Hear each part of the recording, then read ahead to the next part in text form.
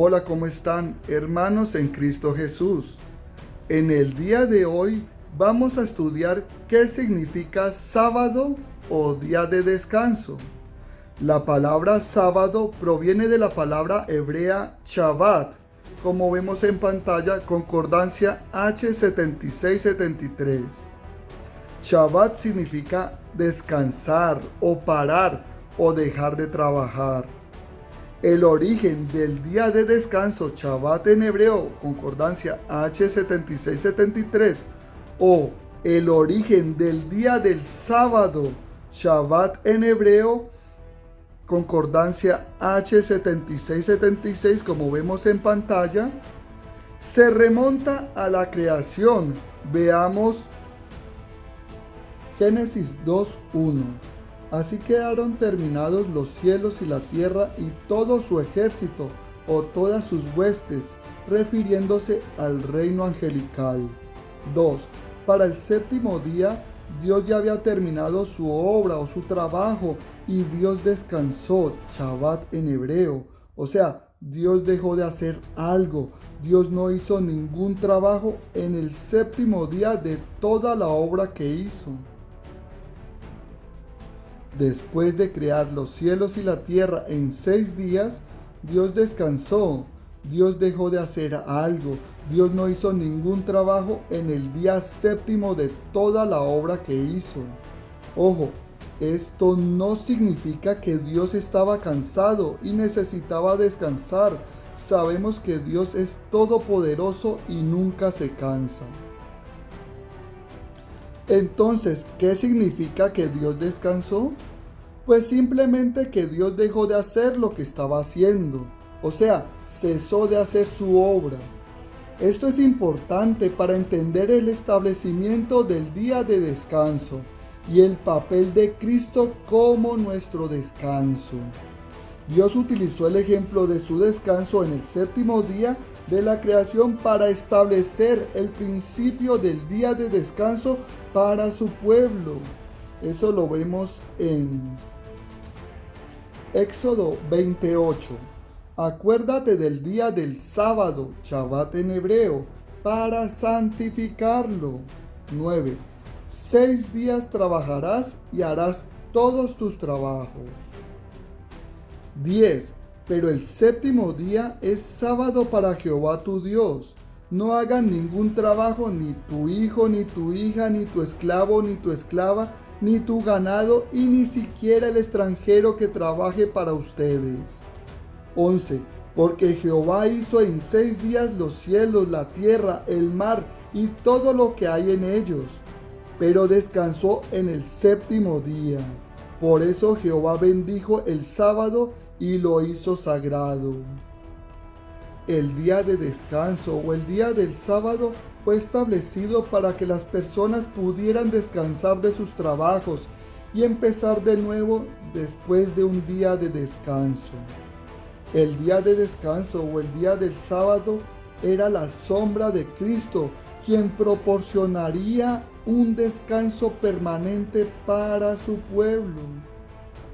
Bajo la ley del Antiguo Pacto o Antiguo Testamento, los israelitas trabajaban constantemente para hacerse aceptables a Dios, pero por supuesto ellos no podían cumplir esos más de 600 mandamientos.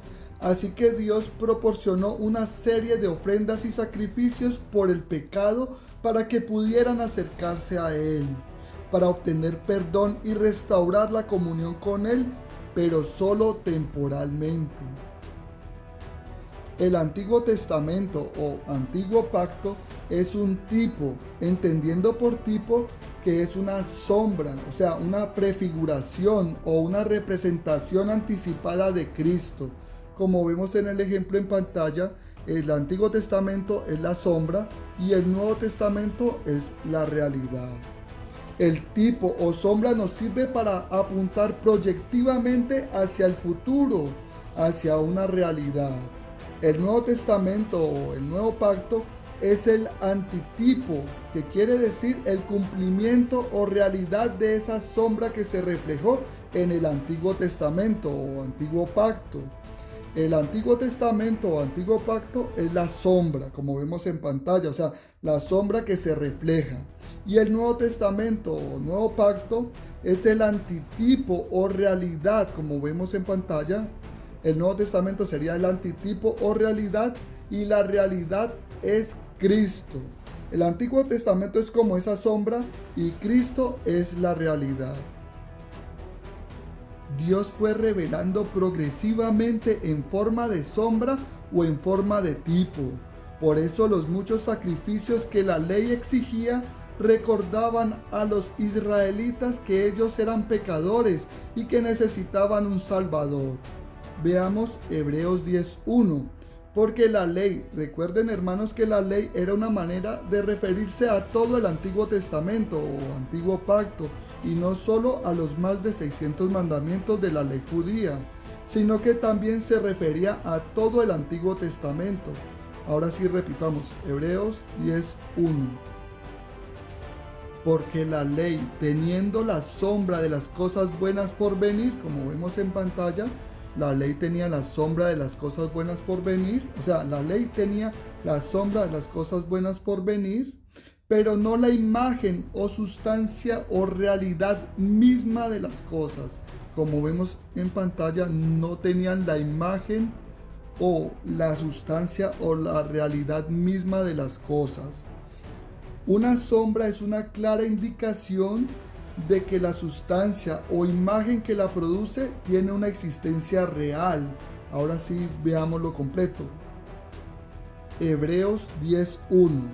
Porque la ley, teniendo la sombra de las cosas buenas por venir, o sea, como vemos en pantalla, la ley tenía la sombra de las cosas buenas por venir, pero no la imagen, la sustancia, la realidad misma de las cosas, como vemos en pantalla.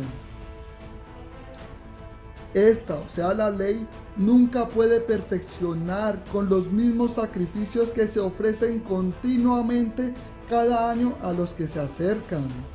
La caducidad del sistema antiguo testamentario de la ley y de los sacrificios era una preparación previa al sacrificio de Cristo, que iba a venir en persona para presentarse como la realidad de aquella sombra. Veamos Hebreos 10:11. Y aunque todo sacerdote se ha presentado día tras día, ministrando y ofreciendo muchas veces los mismos sacrificios que nunca pueden quitar los pecados. 12. Pero este sacerdote, o sea Cristo, habiendo ofrecido un solo sacrificio por los pecados para siempre, se sentó a la derecha de Dios. El sacrificio de Cristo nos liberó del pecado para siempre. Así cesó su labor o trabajo de expiación, porque no había nada más por hacer. La labor de salvación estaba terminada. Veamos Juan 19:30. Cuando Jesús tomó el vino agrio, dijo: ha sido consumado. Ha sido consumado es una exclamación de victoria, o sea, todo está cumplido. Luego inclinó la cabeza y entregó el espíritu, o sea, murió. Por lo que Jesús hizo, nosotros ya no tenemos que trabajar manteniendo la ley para ser justificados ante los ojos de Dios. Jesús vino para que nosotros pudiéramos descansar en Dios y en la salvación que Él nos ha proporcionado. Otro elemento importante del día de descanso o del día del sábado es que Dios lo bendijo, lo santificó y lo hizo sagrado. Veamos Génesis 2:3. Y bendijo Dios el día séptimo y lo santificó, porque en él descansó Dios de toda su labor, o sea, de todo su trabajo de creación que había hecho. En Cristo encontramos total descanso de las labores de nuestro esfuerzo propio, porque solo Él es santo y justo. Veamos 2 de Corintios 5:21. Al que no conoció pecado, Él lo hizo pecado a favor de nosotros, para que nosotros llegáramos a ser justicia, o sea, justos, rectos de Dios en Él. Ahora veamos Colosenses 2:13. Y aunque ustedes estaban muertos por sus pecados o sus ofensas o sus delitos, ya que su carne no estaba circuncidada, o sea, no formaban parte del pueblo de Dios, Dios le dio vida junto con él. O sea, antes de ser salvos, todos estábamos muertos en pecado, es decir, separados de Dios. Estábamos muertos en nuestros pecados y delitos. Dios le dio vida junto con él y nos ha perdonado todos nuestros pecados. 14. Y borró o anuló el documento escrito a mano que estaba compuesto por decretos y estaba en contra de nosotros. Él lo quitó de en medio clavándolo en la cruz. 15. Habiendo despojado o desarmado a los poderes y a las autoridades, aquí se refiere a las autoridades demoníacas, y los exhibió en público, habiendo triunfado sobre ellos. O sea, los humilló públicamente al llevarlos prisioneros en un desfile triunfal. Cristo ganó la victoria sobre todas las fuerzas satánicas en la cruz, donde sus esfuerzos para detener el plan divino de salvación fueron frustrados de forma irreversible. ¿Significa esto que la ley de guardar un sábado o día de descanso semanal, que es el cuarto de los mandamientos, también fue quitado? Sí, lo dice las Sagradas Escrituras. Veamos, Colosenses 2:16. Por lo tanto, que nadie los juzgue por lo que comen y beben. O sea, no permitan que nadie les diga lo que tienen que comer o beber.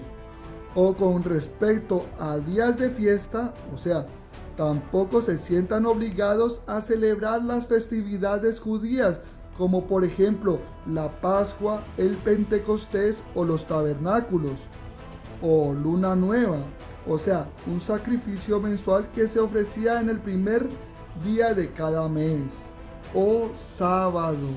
O sea, no estamos obligados de guardar un sábado semanal, porque los que hemos creído, los que hemos tenido fe, ahora tenemos descanso espiritual en Él, no solo un día a la semana, sino siempre. Veamos Hebreos 4:1. Por lo tanto, mientras permanezca aún la promesa de entrar en el descanso de Él, temamos o tengamos cuidado, no sea que alguno de ustedes parezca quedarse atrás.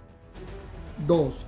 Porque así como a ellos, o sea, a los israelitas que salieron de Egipto, también a nosotros se nos ha anunciado la buena noticia, pero ellos no se beneficiaron de la palabra que oyeron, porque no estaban unidos por la fe con los que sí oyeron. O sea, no se beneficiaron porque no creyeron en la buena noticia.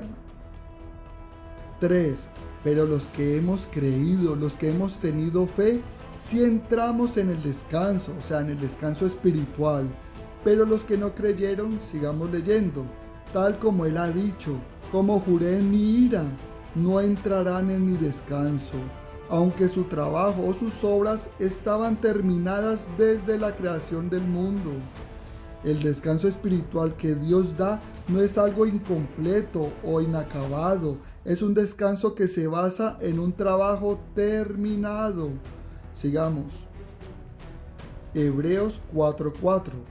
Porque en cierto pasaje Él dijo acerca del séptimo día, y Dios descansó en el séptimo día de todas sus obras, o sea, de todo su trabajo. 5. Y otra vez dice aquí, no entrarán en mi descanso. 6. Por lo tanto, ya que falta que algunos entren en él, o sea, en el descanso, y los primeros a quienes se les fueron anunciados la buena noticia no entraron a causa de la desobediencia. 7. De nuevo fija un día al decir hoy en el Salmo de David, mucho tiempo después, tal como se ha dicho antes, si hoy ustedes escuchan su voz, no endurezcan su corazón, o sea, no se vuelvan tercos. Dios habló esto originalmente para el pueblo que estaba en el desierto, Pero desafortunadamente esa generación endureció su corazón, o sea, se volvieron tercos. ¿Y qué pasó? Dios, que es fiel a su palabra, los hizo morir en el desierto y por eso no entraron a su descanso. Y ahora Él está señalando esta misma escritura, pero esta vez lo escribe David. Sabemos que David escribió esto mucho tiempo después de la época en el desierto. Él no era parte de esa generación, él nació muchas generaciones después. David cita este pasaje muy importante porque no solo era para el pueblo en el desierto que iba camino a la tierra de Israel. Ese día escucharon la voz de Dios y no respondieron, o sea, no creyeron, no tenían fe, se volvieron tercos, por eso no entraron en el descanso. Hoy David está diciendo eso, hoy, no para entrar en la tierra de Israel, sino para entrar en el reino. Sigamos, Hebreos 4:8, porque si Josué los hubiera llevado a un lugar de descanso, no se hablaría después de otro día. Josué dio a la segunda generación de los que salieron de la esclavitud en Egipto, o sea, en el Éxodo, el descanso físico en la posesión de la tierra de Canaán.